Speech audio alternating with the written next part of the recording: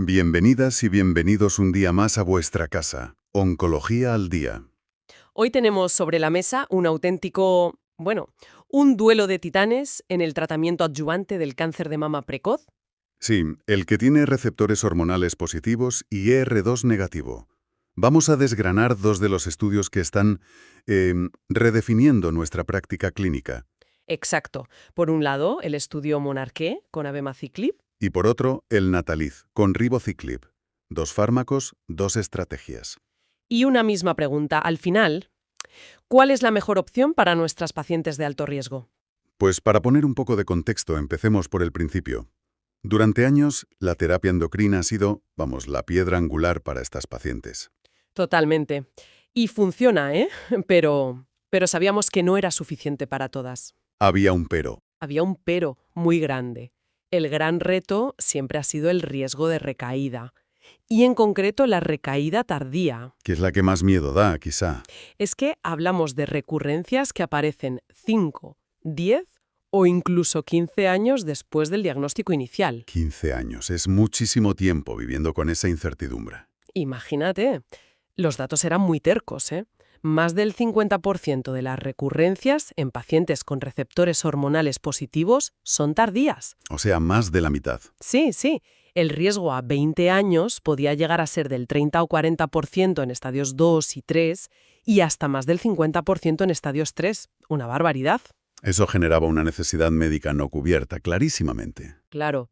Necesitábamos intensificar el tratamiento adyuvante para un grupo muy seleccionado de pacientes, las de alto riesgo, para intentar, erradicar esa enfermedad micrometastásica que se queda como durmiente. Y aquí es donde entran en juego los inhibidores de ciclinas, los CDK4/6. Justo ahí. Pues vamos a por el primero que dio el golpe sobre la mesa. El Monarch. El Monarch fue directo al grano. Se centró en una población de muy alto riesgo. ¿Y cómo definían ese alto riesgo clínico? ¿Qué tenía que tener una paciente para entrar? Pues a ver, los criterios eran muy claros. Por un lado, pacientes con 4 o más ganglios axilares positivos. O sea, si el cáncer ya había viajado a 4 estaciones o más, por así decirlo. Eso es. Y luego estaba la otra opción, tener de 1 a 3 ganglios positivos, pero que además el tumor fuera o muy grande, de más de 5 centímetros, o muy agresivo al microscopio, lo que llamamos un grado histológico 3. Vale. Y no podemos olvidar el famoso Ki-67, que al principio tuvo mucho protagonismo. Cierto. El estudio también incluyó una cohorte de pacientes con 1 a 3 ganglios y un Ki-67, un velocímetro de las células por encima del 20%. Aunque es importante aclarar, ¿verdad?, que la indicación actual ya no exige medirlo. Exacto. Se demostró que el beneficio del fármaco era independiente de este marcador, pero fue clave en el diseño inicial, ¿sí? ¿Y la pauta cómo era? ¿Cuánto tiempo? Pues se administró abemaciclib 150 miligramos 2 veces al día y de forma continua. Sin descansos. Sin descansos. Y la duración del tratamiento con el inhibidor de ciclinas fue de 2 años, siempre en combinación con la terapia endocrina estándar, claro. 2 años. Un sprint intenso. ¿Y los resultados? Espectaculares. El estudio demostró un beneficio estadísticamente significativo y, sobre todo, clínicamente muy relevante en la supervivencia libre de enfermedad invasiva, la IDFS. Pero lo más interesante, creo, es que ese beneficio parece que aumenta con el tiempo, ¿no? Totalmente, eso es lo más potente. A los 5 años, que ya es un seguimiento considerable, la diferencia absoluta en IDFS a favor de abemaciclib es del 7,6%. ¿7,6? 7,6. O sea, pasamos de un 76% de pacientes libres de enfermedad a un 83,6. Eso es un mundo en oncología. Es un mundo.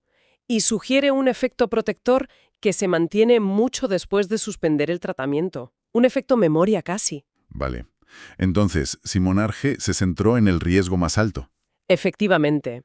Natale llegó para ampliar el espectro de pacientes que podrían beneficiarse. Para recoger a las que se quedaban fuera. Justo, la gran novedad de Natale es que incluyó una población mucho más heterogénea, más parecida a la que vemos en la consulta cada día. Y aquí la clave fue incluir a pacientes con ganglios negativos, ¿verdad? Las N0. Esa fue la revolución. Incluyó a pacientes N0, pero, ojo, con otros factores de riesgo. Por ejemplo, un grado 3 o un grado 2 con un K67 alto. O sea, sin afectación ganglionar, pero con un tumor que biológicamente era agresivo. Exacto. Y también incluyó a pacientes con 1 a 3 ganglios sin los criterios tan estrictos de tamaño o grado que exigía el monarje. Sí, y esto es un punto clave. Primero, la dosis. Usaron 400 miligramos al día de ribociclib. Que es más baja que la que se usa en enfermedad metastásica, que es de 600. Correcto. El objetivo era clarísimo: mejorar la tolerabilidad a largo plazo. Pensar en que la paciente pudiera aguantar mejor el tratamiento. Y lo segundo, la duración. La extendieron a 3 años. ¿Y por qué? ¿Cuál era la idea detrás de eso? Pues la hipótesis era que para prevenir esas recaídas tan tardías de las que hablábamos al principio, quizá un bloqueo más prolongado del ciclo celular, aunque fuera un poquito menos intenso, podría ser más eficaz a la larga. Una maratón en lugar de un sprint. Una maratón. Muy buena analogía. ¿Y cumplió el estudio? ¿Funcionó la apuesta? También cumplió su objetivo primario, sí. Demostró un beneficio significativo en IDFs. A los 3 años, la diferencia absoluta fue del 3,3% a favor del brazo con ribociclib. O sea, un 90,4% frente a un 87,1%. Esos son los datos. Un beneficio más modesto en cifras absolutas, pero sobre una población mucho más amplia. Bien, pues tenemos ya todos los datos sobre la mesa. Y ahora el análisis crítico. El cara a cara. El cara a cara. Y fíjate, es curioso, con ese nombre, monarque, uno se imagina, no sé, la mariposa monarca, algo súper delicado, ¿verdad? Ya te digo. Pero luego ves los resultados y sobre todo su perfil de toxicidad y dices, esto es una auténtica bestia de la eficacia. Totalmente de acuerdo. Sí, sí. De delicado, vamos, tiene poco, pero la contundencia de los datos es que es innegable. Y aquí es donde las diferencias son cruciales en la toxicidad. Venga, vamos a compararlas. Abimaciclib, el del Monarché. La toxicidad principal es gastrointestinal. Sin duda, la diarrea es el efecto adverso estrella.